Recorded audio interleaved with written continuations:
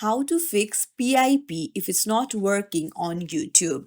Hey everyone, welcome back to the channel. If you're new here, don't forget to hit the subscribe button and turn on the notification bell to not miss any updates. So let's dive right in. First things first, open your YouTube app and then go to your profile icon on the bottom right corner of the screen and then go to the gear icon. Now, if you tap on general, you'll be able to find the picture in picture PIP here. But if it's not here, then that means your YouTube needs an update.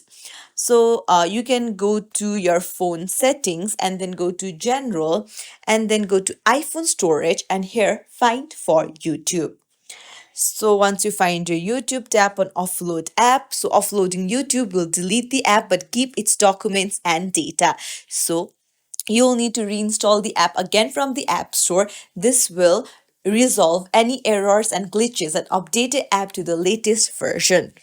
So this might solve your issue and bring the PIP back. However, I have another method for you. What you can do is come back to the general option, scroll down, and here you'll find picture in picture option in your iPhone itself. Just tap on it and then toggle on the start PIP automatically. So you can see that when you swipe up to go to home or use other apps, videos, and FaceTime calls, this will automatically continue in picture. So you can do this as well. If you found this tutorial helpful, don't forget to like and subscribe to our channel for more tips and tricks. Thank you for watching.